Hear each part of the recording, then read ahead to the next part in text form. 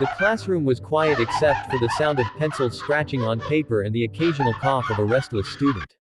Dust floated in the sunlight coming through tall windows, casting golden streaks across rows of old wooden desks. At the front of the room stood Mr. Callahan, a teacher known throughout the school for his stern demeanor.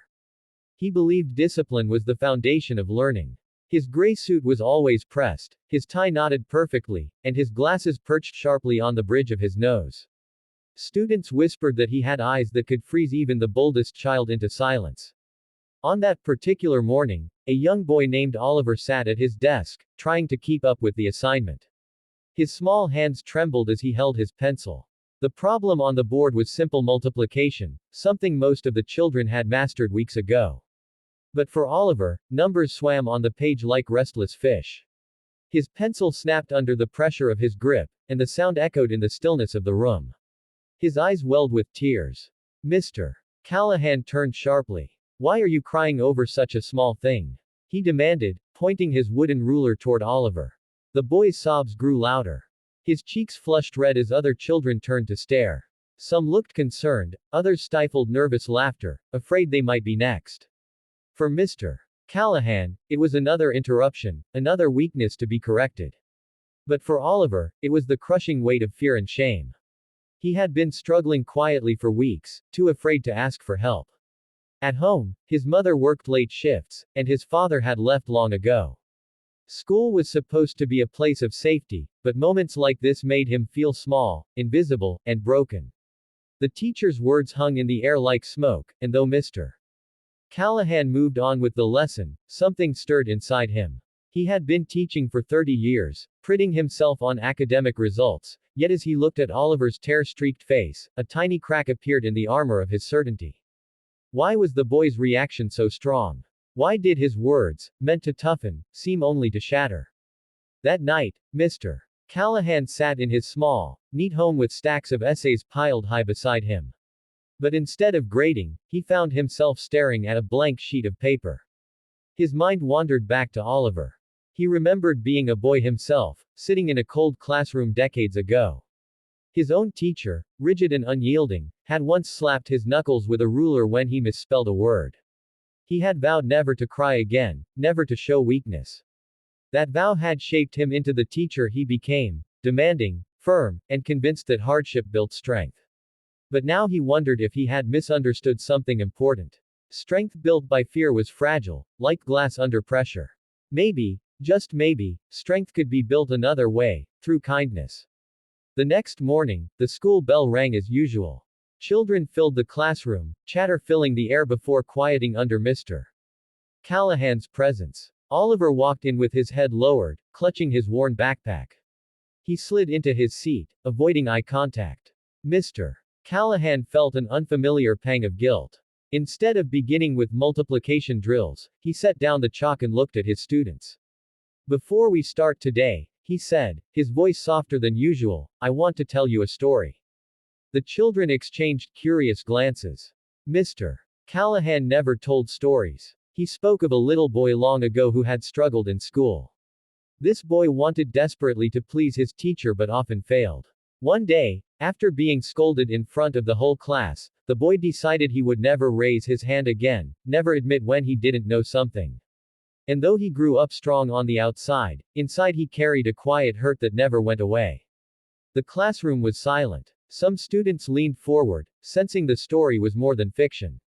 Oliver lifted his eyes for the first time. "That boy, Mr. Callahan said slowly, was me." The students gasped softly. Even Oliver's mouth fell open.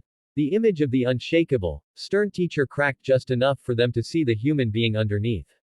"I believed for many years," he continued, "that the way to become strong was to hide your tears, to swallow your fears, and to push forward no matter how much it hurt. But now I see that strength also means asking for help.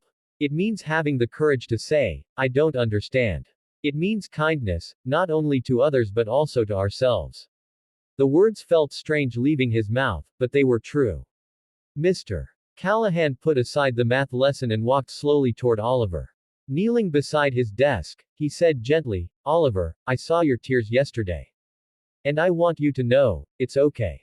Sometimes things feel too big, even when others think they're small. What matters is not that you cried, but that you keep trying. And I want to help you. The boy blinked in surprise. No teacher had ever spoken to him like that. His lips trembled, but this time not from fear. I just can't do the numbers fast, he whispered. That's all right, mister. Callahan said softly. Fast doesn't matter. What matters is that you understand. We'll work together, at your pace. The room was quiet, but it wasn't an uncomfortable silence. It was a silence filled with respect, even awe. The other children watched as the teacher who had once seemed untouchable showed patience and warmth. From that day forward, small changes began to ripple through the classroom. Mr. Callahan still valued discipline, but now he paired it with encouragement. When a student stumbled, instead of scolding, he asked questions. When someone felt overwhelmed, he gave them space to breathe. The atmosphere shifted from tense obedience to genuine eagerness. Students who had once feared speaking up now raised their hands, knowing mistakes would not be punished but guided. Oliver, once the quietest in the class, began to blossom. With the teacher's patient help, numbers slowly began to make sense. The first time he solved a multiplication problem correctly on the board, the class cheered. Mr. Callahan smiled, not the rare tight-lipped smile he sometimes gave, but a wide, genuine one that reached his eyes. The transformation did not go unnoticed by other teachers. Some were skeptical, whispering that Callahan had grown soft.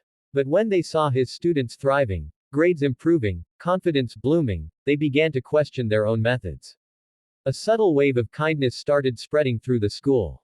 Weeks turned into months, and the bond between teacher and students grew stronger. Oliver often stayed after class, sometimes for math help, other times just to talk. He told Mr. Callahan about his mother working late, about missing his dad, about the loneliness that sometimes felt too heavy. And instead of brushing it aside, the teacher listened. Really listened. One evening, as the sun dipped low and painted the classroom in shades of orange, Oliver shyly handed Mr. Callahan a drawing. It showed a smiling teacher standing beside a boy holding a pencil. Above it were the words, written in shaky letters, "Thank you for being kind." Mr. Callahan felt a lump in his throat. He had received countless certificates and awards in his career, but none of them meant as much as that simple drawing. Kindness, he realized, had not weakened his classroom. It had strengthened it beyond anything discipline alone could achieve.